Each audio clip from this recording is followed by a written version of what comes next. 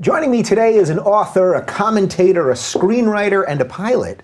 Bill Whittle, welcome to the Rubin Report. Good to be here, Dave. Took long enough. It did take long enough. Considering the distance we had to travel to get here. I had no idea. I don't want to give anything away related to our location. We will not. We're in two undisclosed locations that are probably 400 yards apart from each other, something like that. Yeah, completely ridiculous. Yeah, ridiculous. And there is a food place, which we're not going to describe, where later we could possibly break bread. Sweet. It wouldn't necessarily be bread we were breaking there. It would be... Careful. I don't want to say anything else. All right, I'm looking forward to talking to you. I was on your show a couple weeks ago. We had a great discussion about the things that I really care about freedom, about liberty, about how we should be governed, about ways that we shouldn't be governed, and all sorts of other stuff. And especially about the idea that people should not only should be allowed to, but the entire thesis of this country is disagreement, right? I mean, that's the entire reason we're here. We should be able to discuss things. I think I said on the show, and I certainly mean it, when somebody makes a case that's compelling enough for me, I'll change my mind and I feel a bigger person. You know, I feel like I come out of that larger. Yeah, so all right, so let's start right there. What happened? What went wrong seemingly in the last couple years where sitting down from someone that you disagree with and agreeing to disagree, or just not agreeing to disagree, but going, okay, I can still live in the country with that person. Where did that go? Where did that start crumbling?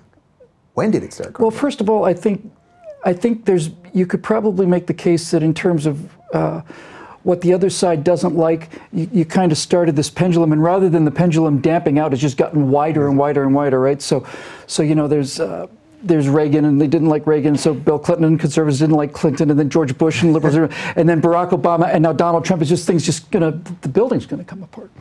But I think the primary thing that's changed is that politics is in so much more of our life than it used to be. It seems to me that I didn't know if my dad was a Republican or a Democrat till I was probably 20, 18, 19, 20. I just didn't care. And I didn't think about politics in any way, shape, or form until I was 43. So all of the things that used to be political were not things that you'd get particularly ginned up about. You know, somebody's going to make a trade agreement with China, and if your neighbor thinks it should be 13%, and you're one of the 24% people, you're not likely to lose Thanksgiving dinners over those things. Right. But as politics has pressed itself out into everything else in the entire culture, now everything is political, and you find yourself on these sides of issues. And sometimes, occasionally, you find yourself arguing against things that you actually kind of support just because, you know, it's coming from the other team, and it's getting really out of hand. Yeah, so you weren't political until you were 43, which is really fascinating, and I want to get to that. But that you didn't know whether your father was a Democrat or Republican is kind of interesting. Tell me a little bit about growing up. Well, my dad was a hotel manager. I was born in Manhattan, and we lived just across the river in West New York, just a couple hundred yards from where Aaron Burr won that altercation. And just before my 4th birthday, we moved to Bermuda. So I grew up in Bermuda. And I actually kind of grew up in the best corner of Bermuda. I mean, my dad was pretty solidly middle class. I was quite shocked as an adult when I found out he never made more than $44,000 a year. It was really quite a shock for me. But there were a lot of great perks with it. And growing up on the pink beaches of Bermuda was pretty nice. But the main thing about that experience was the British schools, which were anyway, exceptional, extraordinary. They were highly disciplined, very structured, but they were also very competitive, and I just took to that, and it gave me a 4 or 5 year boost in terms of education, but socially it was probably a 5-year anchor. You know, it was an all-boys school. So suddenly you arrive in Miami and you're fearing for your life, and you got this funny accent, and you don't carry your book right, you know, and yeah. So it was a real transformative experience for me. And then what took you another 23-ish years to get into politics? Well, I had seen the Thunderbirds. My dad was a very busy man because a hotel manager is a day job and a night job. He has to run the hotel during the day, came home, take an hour or two, nap, and then go down and entertain the guests. So he took me to see the Thunderbirds out at Kinley Air Force Base in 65, I guess, flying F-100s, and I just dropped my ice cream cone, and I never really picked it up, you know. I mean, honestly, what? So between the ages of 5 and 17, I was going to go. I was going to be an astronaut. I was serious about it. I got a job at the Miami Planetarium when I was 13, I think. and I was running shows and teaching astronomy there from 14, and everything's looking good. And I went to take the vision test as part of the physical and sailed through everything else, and I didn't even know I had a vision problem until I failed the vision test. And that was it? That was it. And needless to say, I spent that summer between junior and senior year in college just wandering around like somebody who'd been clubbed on the head, you know. I didn't leave the house for like a long time. That must be, I mean, I didn't know exactly what I wanted to do. I sometimes still I don't know exactly what I want to do, but I can only imagine being, 17, is that what you said? That's right. And suddenly your dreams are crushed by something that you simply cannot control. Yeah, and I'd been after these for quite a long time. Yeah. But that's exactly, and by the way, that's a really interesting point, because that aspect of my life has been a big influence on a lot of the political thinking I do. That idea that, you know, that the world did not owe me the Air Force Academy, the world didn't owe me Mars mission, all the things I thought I was going to do, it didn't owe those things to me.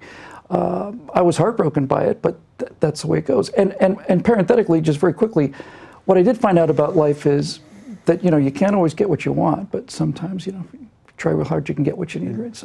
So I didn't. I think there's a song about that. If I'm not I suspect mistaken. I made that up. No, I'm quite certain I came up with that line. But so I wanted to fly F-16s, and I can't fly F-16s, and I never will. But I have a little experimental airplane with a propeller in the back, so I don't have to see it. And I go through the air at 200 miles an hour, and I make my fighter pilot turns, and it's good enough.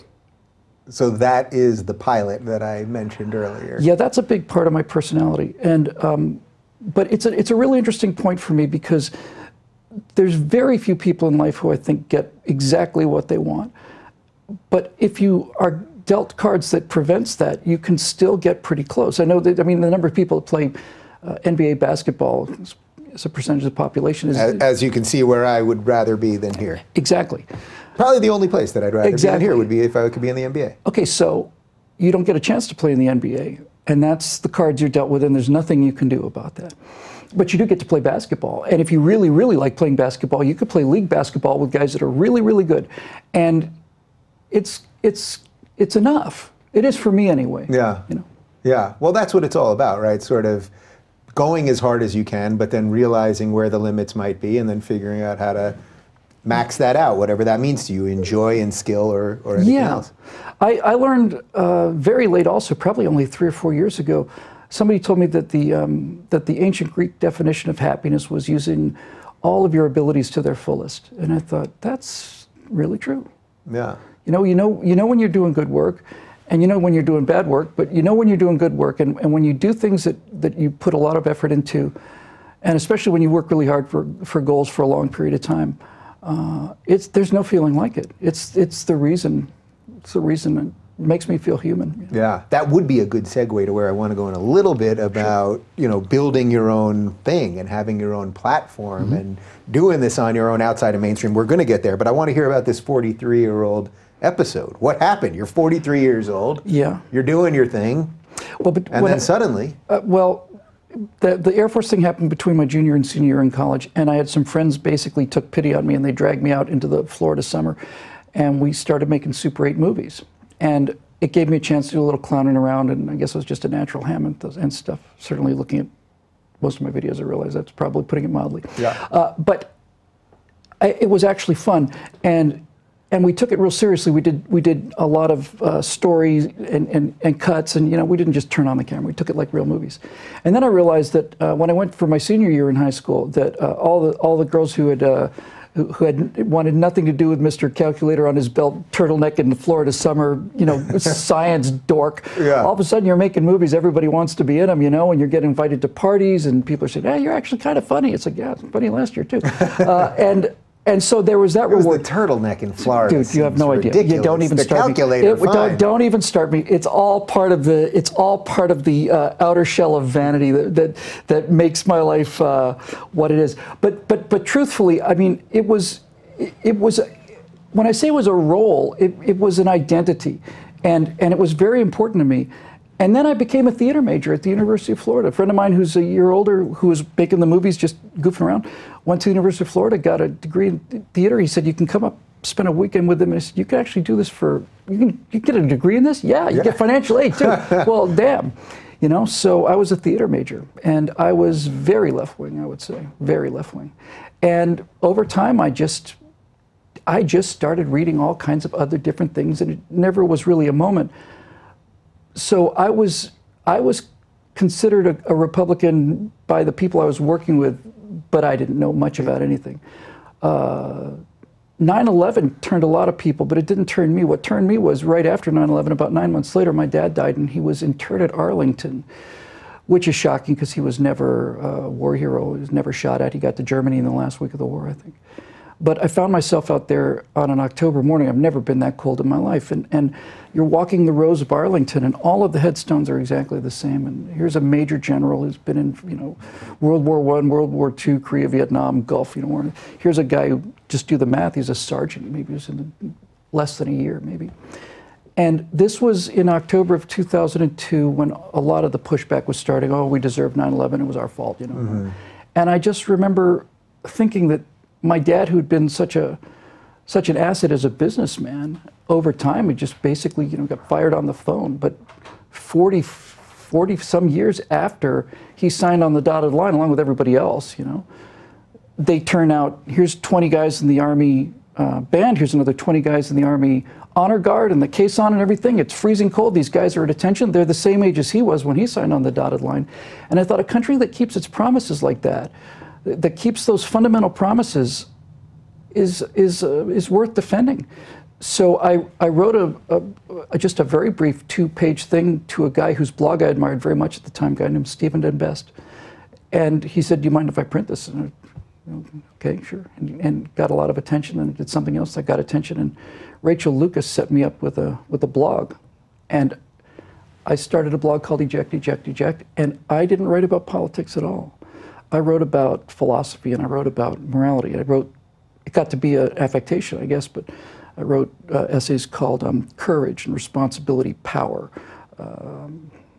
Honor, Freedom, History, those kind of things. Yeah. And big issues. It's interesting to me because when I was on your show just a couple weeks ago, we did a full hour, and we didn't prepare before. You didn't question me before, but I knew that, you know, we've met a couple times, and I knew that we were going to have a good conversation. But we barely talked politics in the traditional sense. And we did a little more of this, where we're talking about the ideas around politics that sort of frame it. That's always what I'm interested in, and I sense that's what you're interested in. So why is that? Why isn't it about the minutia? There's so many people lost, I think, in the minutia of the day-to-day politics, screaming about this immediate decision, or Trump tweeted this today. Yeah, it's very reactive. Reaction, yeah, exactly, the reaction to this. I find the only way to make sense of it is to try to care about the stuff that really is the underpinning of it. Absolutely right. And one of the reasons I was looking forward to coming here and talking to you, and we did the election night thing as well, is because there's a great deal about civility gone. Now, people can make a legitimate claim that, you know, I'm advancing the laws of civility because I do a fair number of videos where I point out things that I don't think that, by the way, Thunderbird's just doing a quick flyover. You know, we've done a pretty good job of soundproofing. No, they called it in. They knew I was going to be on, heard the Thunderbird story. You guys are 4.5 minutes late. But they, it's about the philosophy, and it's about the ability to disagree about things. And to be honest with you, I'm ready to talk to anybody who's ready to make an argument, you know, and not just launch all the vitriol. But I try very, very, very hard to get things right. And before I ever go on camera or do anything, I really do kind of pre-flight these ideas. I kind of walk around and say, what if you're wrong? Are you right about this? You know, are you cherry picking data? Are you aware that you might be cherry picking data without even knowing it? And if I make a spelling mistake, it makes me sick. You know, it just makes me ill. Yeah, one of the things that we talked about a couple weeks ago was that I said to you that I've never blatantly lied on this show. That's right. I have made mistakes. That's right. Without question. We've had times where I've made a mistake, and I've told my guys after, leave it in, because I'll comment then in the comment section and say, you know, I screwed this up. Yep. But I want people to see that I'm as human as anyone else and anything. But I would never intentionally mislead or intentionally lie. But even that seems like such a big thing these days, when it's actually such a small thing. Yeah, and that's probably the single most common word applied to people in terms of criticism of their politics on YouTube comments or whatever. You know, liar, this lie, lie, lie, lie, lie. I can honestly stand here and tell you, same as you, I have never told a lie on those shows. That doesn't mean I've never been wrong, but it means I have never gone out there knowing something was untrue and said it as if it was true. Yeah. That goes to so much of what's wrong with mainstream media right Yeah. now, which I know we're very much simpatico on that, on a lot of the mainstream media stuff. So the night that we first met was election night. We were over at the Daily Wire offices, and they had some beers, and Shapiro was there, and Klavan, and a couple other guys. Shapiro was sort of vacillating back and forth between, he was thrilled that Hillary wasn't going to be president, but sort of horrified that Trump was going to be president. I thought he was vacillating between being really upset that Trump won and being a little bit upset that Trump won. But yeah, he was out here vibrating. Yeah. However you want to parse it, it was like I had absolutely. never seen him in that position before. Klavan, I think, was a little, and I had him on a couple weeks ago, he was more okay with Trump, but you were elated that night. And you were the first person that I saw, and it was because it was happening that night and I happened to be in a room with you. You were the first person that I saw that was like, this is it. This is what I've wanted. Like, you know, and I had Milo on and Cernovich and Scott Adams, other supporters, but I happened to be with you that night. Are you as elated 8 months later? Well, I am, but probably almost certainly for reasons that you don't suspect. I wasn't elated that Donald Trump was elected because I was a Donald Trump fan. I was never a Donald Trump fan. When people ask me for the first 6 months of this thing, what do you like about? Say one thing you like about Donald Trump. I say I like his hat. You know, pretty much it. And all throughout the debates and so on, and so I was never like a Trump guy. I was a real solid. You know, I was a Ted Cruz guy, but I wasn't elated about the night because Donald Trump won. I was elated about the night because there was still room for choice in the American political system, that this thing was not on a rail, that this media bias was not something that was insurmountable. There still was a chance to get off of the track of history that had been written out for pretty much the whole country. I didn't think he was going to win. I didn't think he was going to win at all. And the main reason I was as happy as I was, to be honest with you, is because my fiance is from Russia, and when she came over, well, the fiance is an open secret. Yeah. When she came over here, Russia, you know, but when she came, this is before the Russia thing happened, because that'll happen post-election. Two nights after the election, Hillary says fake news, Russia connection, all the rest of it. But she came over from Russia, and we went to a debate, watching the first debate with a bunch of conservatives here in Los Angeles. There were 3 of us, I suspect. Maybe 20, yeah, 20, 25, thin group. And in that first debate, Trump was landing these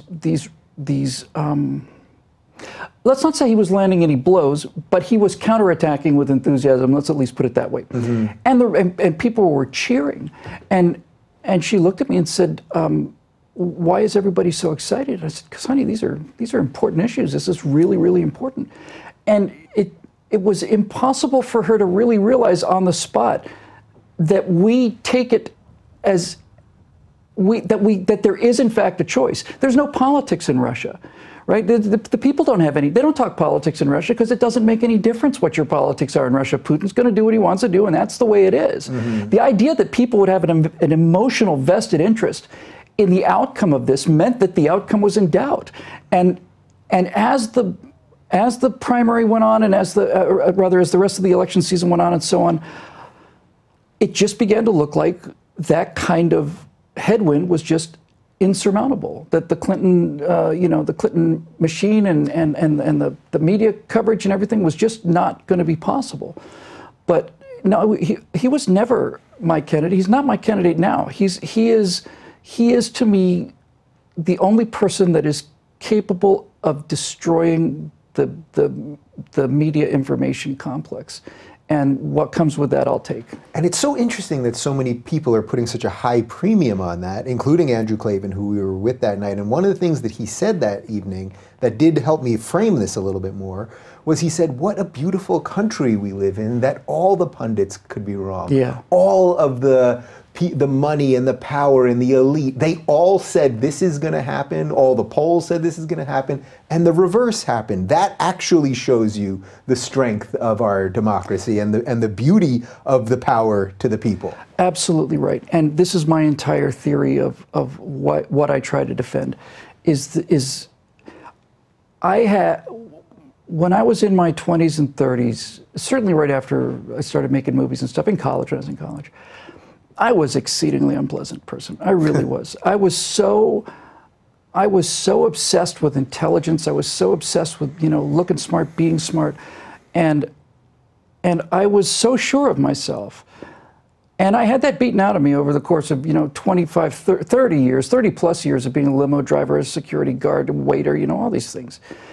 And I got to be in show business. I came out here as an editor, and I'm hanging around very, you know, sophisticated people and very beautiful people and some celebrities and things like that. And I went on a speaking event early in my career. And I'll just tell you the story straight up. I was at an event afterwards. I make it a point to be the last person out of the room. You know, they're going to fly me out there, and people are going to come and see me. I'm the last guy out. So I was talking to everybody, and a guy came up to me, and honest to God, he looked like Junior Samples from Hee Haw. You know, he's a big guy. He was wearing the overalls, you know, the coveralls, and he looked like Junior Samples from Hee Haw. And I had this thought right then. I thought, you know, it'd be nice if I was a leftist and I could get all this kind of, you know, more glamorous people in the Hollywood crowd and just flow with the entire pop culture. And then right on the heels of that, it wasn't late or anything, just like this lightning bolt, like I'd shocked myself, you know. I remember thinking, dude, this man knows 100 things more than you do, better than you do. 100 things he knows better than you do. And there's probably 2 or 3 things that this guy knows that make him pretty near an expert in the world. Now, that may be just things like at what temperature milk begins to congeal or whatever. But don't go there. This was an enormous breakthrough for me, and it's been something I've tried to keep myself honest with very, very long time and very carefully. It's the idea that there is a reservoir of knowledge in the population of America, and that it's not based entirely on education. In fact, it's not based mostly on education. Yeah. It is a fundamental decency and a fundamental sense of what works and what doesn't. And I got tired of those people being demonized. I got tired of them being assaulted by people with very high rhetorical skill and very good looking on camera and very big loud loudspeakers, but I got tired of it, and it doesn't strike me as fair. And what I learned from this, Dave, is I learned that rhetorical ease and intelligence are not the same thing. They look like they're the same thing to some people, but they're not the same thing. They're different. Yeah, that's so interesting to me because we both were born in New York. We both now live in LA. And yet I feel what you're saying very intimately. That always became obvious to me when I started interviewing people, and I'd start getting emails from people in the middle of the country, and they'd say, Dave, it doesn't sound like you're judging us. Everyone else is judging us.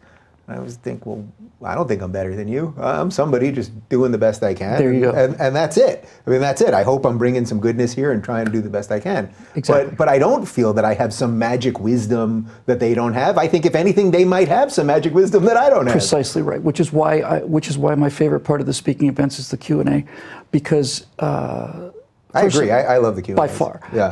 First of all, if you can get a question you've never heard before and you can answer it on the fly, that means you understand your philosophy. Because many questions you've dealt with before, so you have kind of a canned answer. It's just the only way to think about it. You're a comedian, you write jokes. If you're a musician, you sing songs. If you're a pundit, you have answers to things that you get a lot.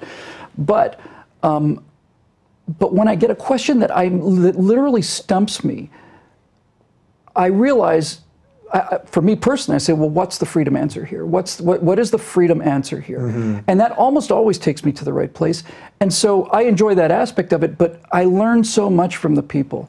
And one of the things that I learn a lot from, I don't do many of them, just haven't, but when I go to very liberal schools, I have a very steep learning curve as a result of my interaction with the audience. Which is important, and I suspect you probably enjoy. I do. I'm not wired for patience as a general rule. But I had an experience out in East Texas just last winter. And I got to this event, and I started speaking, and I think I might have mentioned, we did a whole segment on this, as a matter of fact. And there was a guy in the front row who had started a Facebook page to have me banned from speaking. Yeah, and I said, if you imagine if Trotsky had grown up in Malibu, that's what this guy looked like. So Malibu Trotsky is yelling over, he's yelling over everything I'm trying to say. And to my absolute astonishment, I just got serene. I mean, I went past calm into just kind of this Zen tranquility, you know, and I just let him go and let him go and go and go and go and go and go. And people would ask me questions, a lot of antagonism about the questions, and I'd start asking people about trying to find what we have in common, and they'd be agreeing, they'd be nodding. And I think Malibu Trotsky looked around and said, well, he's actually having a conversation with these people that I brought down to boo him off the stage. And then he started criticizing me, you and your effing long answers, you know? And what is it with all these long answers? You and your explanations. Yeah, you and your explanations for your behavior. It's the big breakthrough for me, and from the time I've been doing progressive events, I don't do many of them, probably done 6 or 7 colleges, is that I thought I would go in there, and I thought that my mission going in, I didn't think I'd change anybody's mind, but I thought at the very least my mission is to go in there and explain these principles in such a way that people can understand them. Just give it to them the way it is, not the way people tell them. I don't tell them what I think, not let them hear what other people think that I think. But I found out very early in all of these cases that my primary result was that by the time it was over, people said, well, he strikes me as a human being anyway, you know. He strikes me as a human being. He's a conservative, so obviously he wants to see poor people just dying in the gutter. Right. But he strikes me as a person that doesn't want to see people dying in the gutter, and it turns out I don't. And so this moral preening that causes catastrophic events downstream is the one thing that I have genuine hatred for, is when people will puff themselves up about taking a position.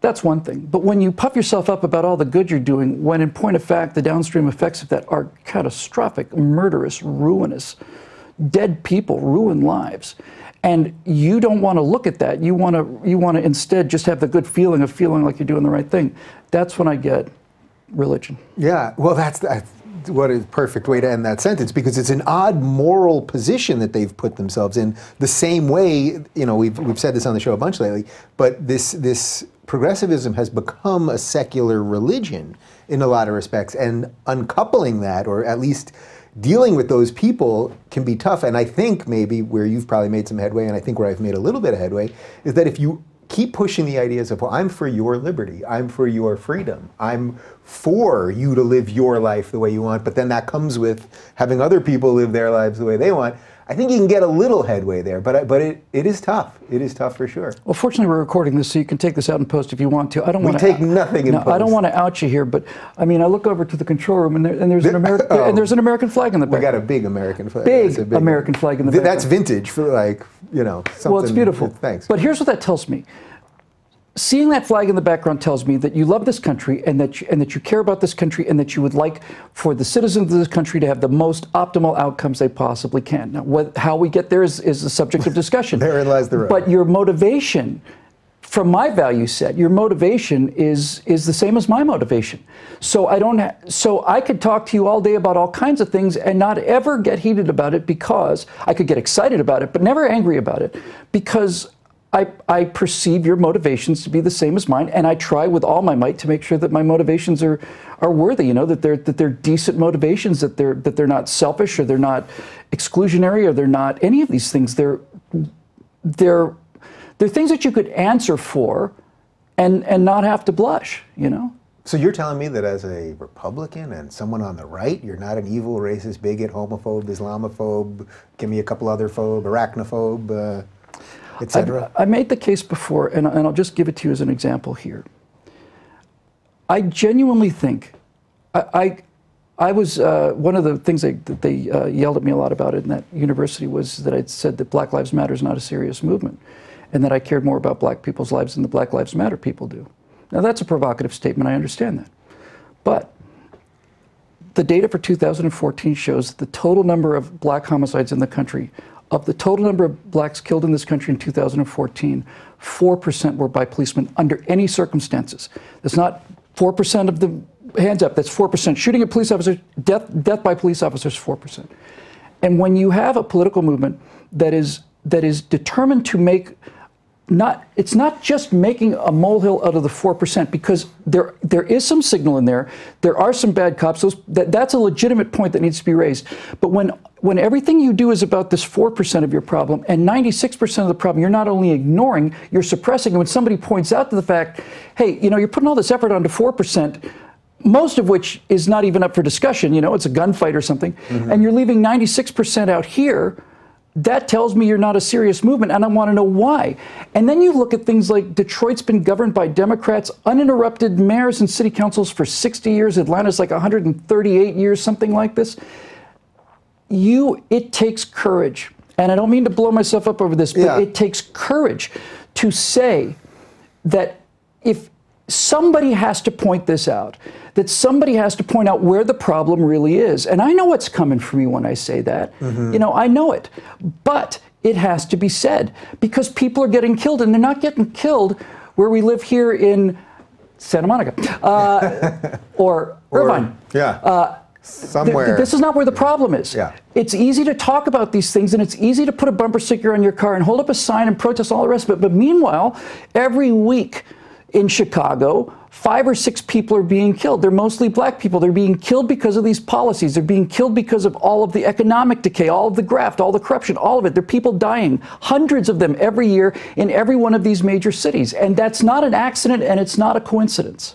So, okay, so I get it. So you're putting your ass on the line. I mean, that's what any of us that are willing to take unpopular positions do. So you're putting your butt on the line to say something like that.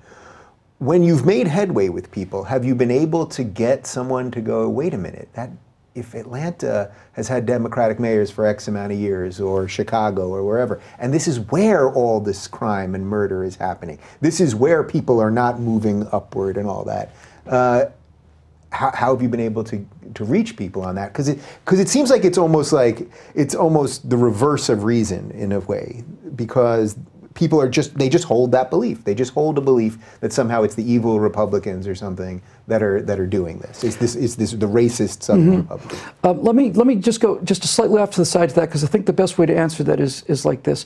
When I realized that people wanted to read what I was writing, I was just on a blog and stuff. And when I started to do actual political commentary, it became clear to me pretty early that I had thought my job was to change people's minds, was to convince them of things. But very quickly, after having gone to a bunch of speaking events, I think this is different for conservatives than it is for liberals. I realized that a requirement that superseded changing people's minds was I had to pass ammunition to people who, and not just ammunition, but comfort to people who'd been under fire for a long time. That my primary job was to remind people that we call conservatives in the country today that they're not nuts, that they're not evil, that they're not all of these things, and provide the evidence that that is the case. So I realized early that while it would have been nice to be a diplomat, mostly my job was to go up and down the line and hand out ammunition cartridges, and stop people from being so filled with despair, because I don't think it's accidental, but even if it is, one of the things that is applied against conservatives is this cultural idea that you're a dinosaur and you're all these horrible, immoral things. And that's the entire purpose, because if we start arguing, you're in trouble. So there are a lot of people out there, and what the comments I was getting were not so much you changed my mind, but Bill, you finally put words into what I've been feeling my whole life, and you finally allow me to talk to somebody at the, at the water cooler or whatever. You've given me the arguments. I knew these things were true. I just didn't know how to express them. And that became my primary motivation. Now, if that is your motivation, you're going to take a different rhetorical tack than you are if you're actually going to try and convert people. And I would like to be in converting people mode. But I felt that the left needed the same kind of ridicule that the right has been getting the whole time. And because I'm I was never what you'd call a progressive by any means. I always loved the country, the military, business, all the rest of it. But I voted for, my first vote was for Walter Mondale. Wow. And it was because he said he was going to raise taxes. Huh. Yeah. So you've come a long way, so to speak. And this is not an effort to indicate that people who don't hold my positions are wrong. But I can tell you what interests me the most is I cannot believe, looking back on things, how passionately I believed in things that I knew nothing about. Nothing. Yeah, that's almost the key to being really passionate about things in a way. Well, you don't know that much about them. I suspect that's not true. I suspect that as you've gotten more experience and more enlightened, me too, I find that the pachinko balls of events tend to fall where you expect them to fall. And I personally, now this is more of a conservative statement, but I personally like the ability to say one thing and then do the same thing. I don't have to call for higher taxes and then tell my accountant to take every deduction that he possibly needs. You know, I don't have to do any of that. Right. And which you're saying that's probably what most progressives are doing. Certainly, what most celebrities are doing. Yeah, right. Of course. I mean, Matt Damon says, "Oh, we should raise taxes," and I'm rich, so I'll pay the highest percentage of taxes. Okay, Matt. But first of all, instead of going home with 13 million, you know, you go home with 10. But there are people who are struggling and so on.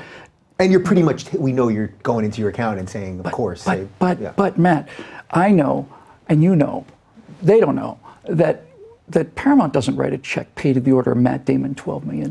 They write a check that says pay to MD Enterprises, LLC, right. $12 million. And then the business pays for your house, your car, all your travel, everything. They give you enough money to, you know, to go grocery shopping on and so on. And you pay tax on that. Yeah. And so this is the essence of it. I suspect you don't have a problem with that, actually. I don't have a problem with that. You have a problem with the hypocrisy, of course. not the... No, of course not. Of course not. I don't have a problem with that at all. Yeah. They're taking about half of what I make.